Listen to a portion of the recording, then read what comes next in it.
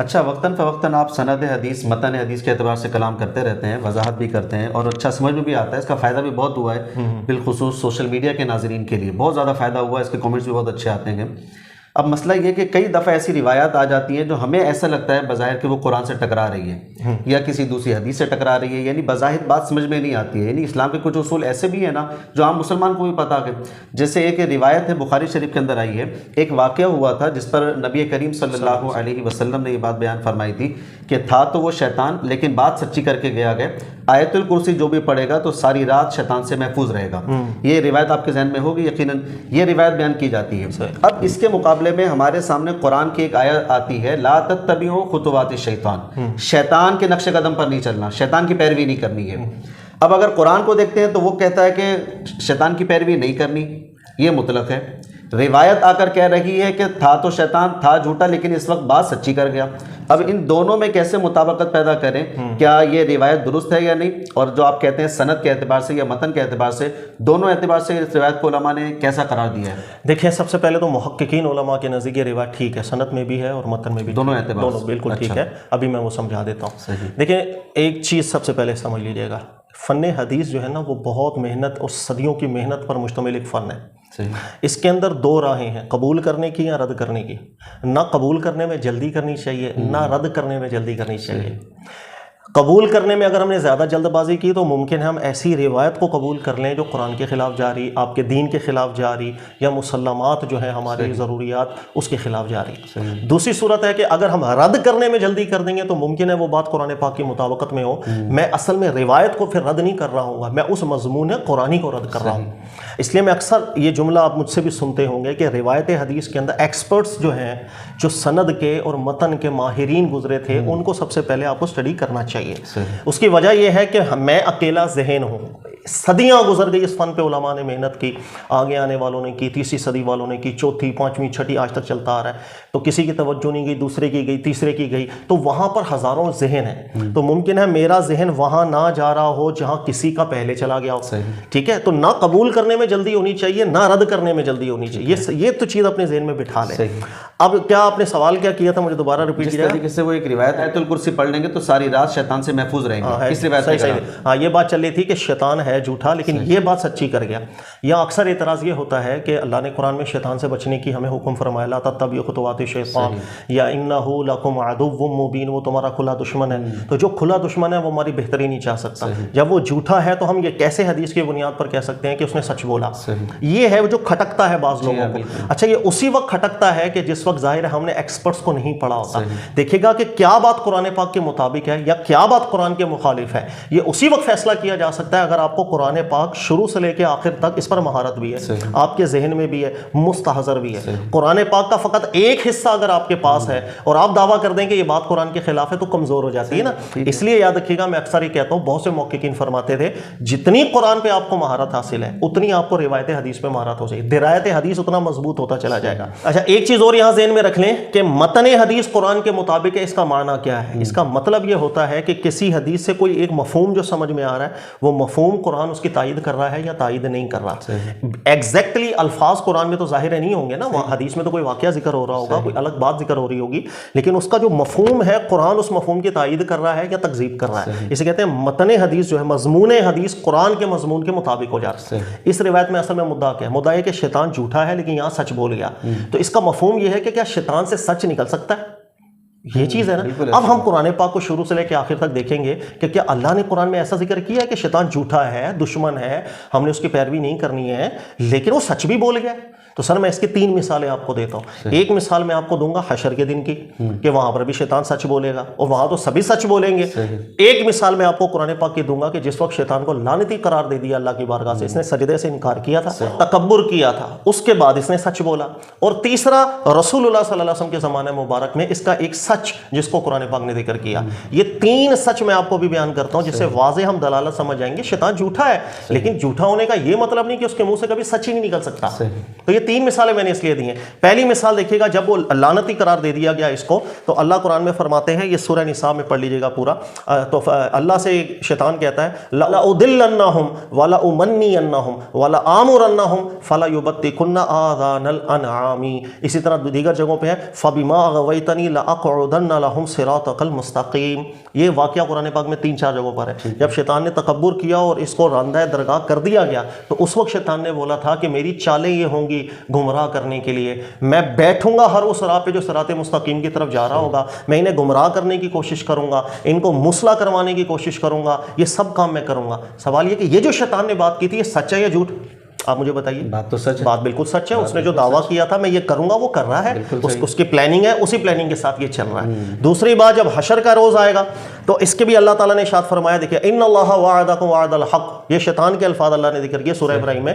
اللہ نے جو تم سے وعدہ کیا وہ تو سچا ہو گیا، میں نے جو تمہیں وعدہ کیا تھا وہ میں جھوٹا نکل آیا.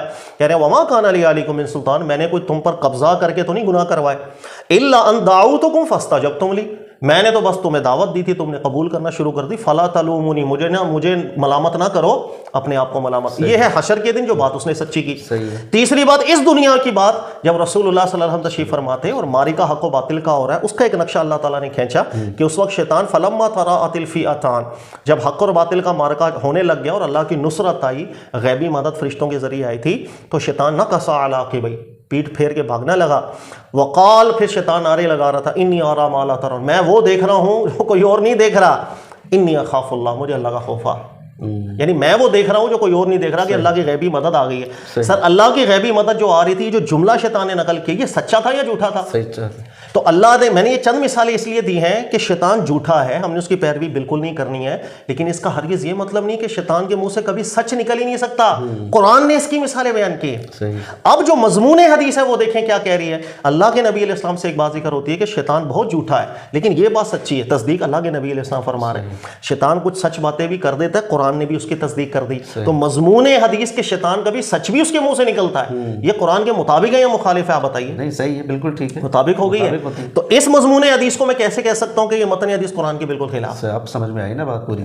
ٹھیک ہے. اس لیے ایکسپرٹس جو ہیں، اگر آپ پڑھیں محمد بن صالح عثیمین صاحب کو بھی اس کی تحقیق پہ پڑھیں، انہوں نے ذکر کیا حدیث بالکل ٹھیک ہے. یہ اس کا جو متن ہے، مضمون جو ہے، قرآن اس مضمون کی تصدیق. یعنی بظاہر کبھی کبھی اگر نارمل علم والے کو ایسا لگ رہا ہوتا ہے کہ یار قرآن کے خلاف جا رہی ہے، یا جو دین کے مسلمات ہیں اس کے خلاف جا رہی ہے، لیکن اگر کسی بڑے سے پتہ کریں جس طریقے سے آپ نے ابھی وضاحت کی، تو بالکل بات واضح ہو جاتی ہے کہ نہیں، مخالف نہیں ہے. یعنی ہمارے کچھ علم کے مطابق یہ مخالف لگ رہی ہے، لیکن اگر مکمل علم کے مطابق دیکھیں گے تو مخالف نہیں ہے. اس کو میں یوں کہتا ہوں کہ مجھے بھی پڑھتے ہوئے کبھی کوئی روایت ایسی آتی ہے میرے سامنے کہ مجھے بظاہر لگ رہی ہوتی ہے کہ قرآن کے مخالف ہے، تو میں اس کو فقط نوٹ کر کے رکھ دیتا ہوں. میں اس کو قبول یا رد کرنے کی جلد بازی نہیں کرتا. پھر ایکسپرٹس کو میں پڑھتا ہوں، تحقیق کرتا ہوں اس کی ماضی میں علماء نے کیا کیا ذکر کیا.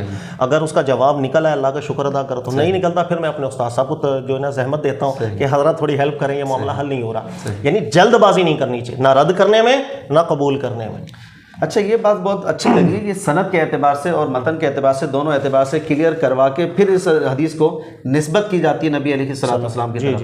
اچھا، تھوڑا اس سے ہٹ کر ایک سوال اور میں آپ سے ذکر کرتا ہوں کہ اگر یہی باتیں دونوں کلیئر کروا لی جائیں، سند اور متن، تو ہمارے جو بہت سارے فسادات ہیں بیانات کے یا فرقہ واریت کے، وہ دور نہیں ہو جائیں گے؟ بالکل. یعنی ایک فرقے والا ایک روایت کو بولتا ہے صحیح ہے، اس پر وہ حوالہ دے رہا ہے فلاں نے صحیح کہا ہے. دوسرا فرقے والا اسی روایت کے بارے میں کہتا ہے نہیں یہ جناب روایت صحیح نہیں ہے، حال وہ بھی حوالہ دے رہا ہے. تو اگر بڑوں کو اسٹڈی کر کے دیکھا جائے تو اس طریقے سے یہ باتیں ختم بالکل حل ہو جاتا ہے. فن حدیث اگر کامل مہارت کے ساتھ، سند کی مہارت ہمارے یہاں بہت ہے. پاکستان کے اندر جتنی سند کی مہارت موجود ہے، شاید مجھے لگتا ہے عرب میں بھی اتنی نہ ہو. اچھا، میں نے بہت دیکھی ہے. تو استعمال نہیں کرتے؟ نہیں، صرف سند کی مہارت کہہ رہا ہوں. اچھا، کہ سند حدیث کی، اس کے اوپر جو راویوں کی بحث ہے، راویوں کی جرح کی جو بحث ہے، تمام تر جو سندوں کی بحث ہے پاکستان میں زبردست قسم کی جاتی ہے. لیکن اس سے جو اگلا اسٹیپ ہے متن روایت کی، یہ پاکستان میں تھوڑی کم ہے. اگر یہ دونوں جمع ہو جائیں، روایت کی بحث اور درایت کی بحث، تو پھر بہت سے مسائل مجھے امید ہے یہاں حل ہونا شروع ہو جائیں گے. وہ بہت سے اعتراضات بھی ختم ہوں گے جو دین اسلام کے حوالے سے لوگ کر دیا کرتے ہیں. اچھا، یہاں پر ایک بات اور ذکر کرنی چاہیے. اگر سندن روایت کلیئر ہو گئی، بھائی اس کے راوی سارے کے سارے درست ہیں، اب ضروری ہے کہ متن کو بھی چیک کیا جائے، اس کو بھی کلیئر کروایا جائے. متن تو ضروری ہے. ابھی تو میں نے مثال دی متن اس لیے ضروری ہوتا ہے کہ دیکھیے گا شیطان بہت جھوٹا ہے لیکن کبھی سچ بول دیتا ہے. صحیح. ایک انسان جتنا مرضی نیک پرہیزگار ہو غلطی تو اس سے بھی لگ سکتی ٹھیک ہے. ایک بندے کو لاکھ میں عادل بولوں کہ اس کے منہ سے غلط بات نہیں نکل سکتی؟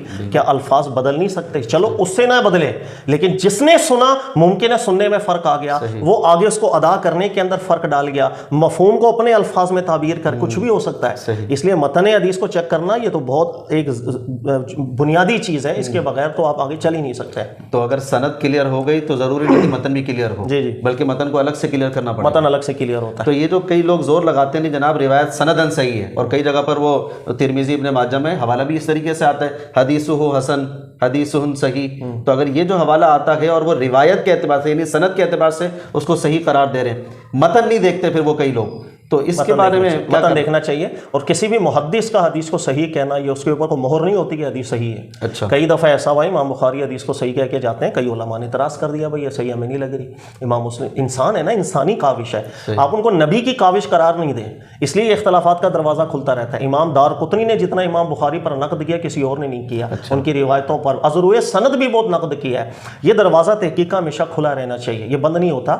اسی یہی وجہ ہے کہ آپ دیکھیے گا ترمذی نے بہت سی حدیثوں کو صحیح بولا جو بعد میں جھوٹی نکلی, موضوع روایتیں نکلی.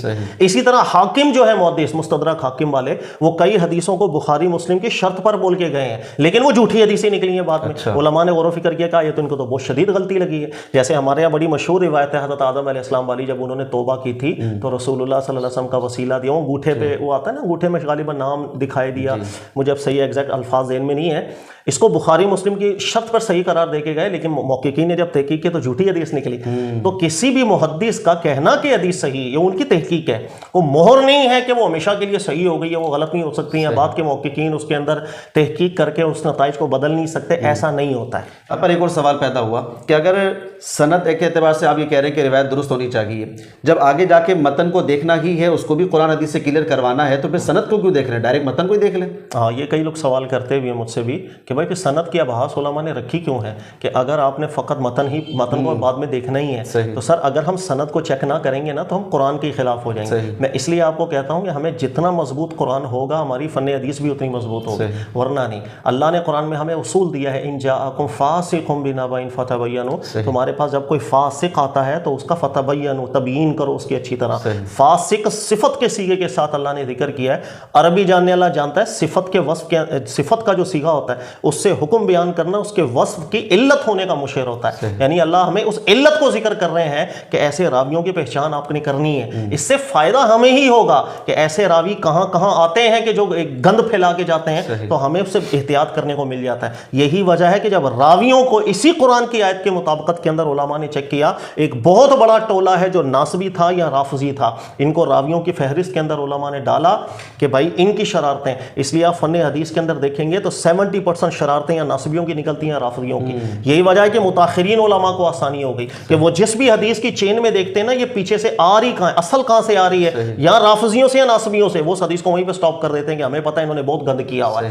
تو یہ فائدہ ہوتا ہے کہ اگر ہم نے قرآن کے حکم پر عمل کرنا ہے تو قرآن ہمیں سند کی بھی ترغیب دے رہا ہے. سند کی کیسے, ان جاءکم فاسق, اگر راوی ٹھیک نہ ہو فتبینوا, پھر ہم نے متن کی اس کے مضمون کی بھی تحقیق کرنی ہے. یہ ایک آیت ہے جس پر پوری فن حدیث کی بنیاد ہے کہ آپ نے فاسق کی بھی پہچان کرنی ہے اور تبیین بھی کرنی ہے, یعنی مضمون روایت کی بھی.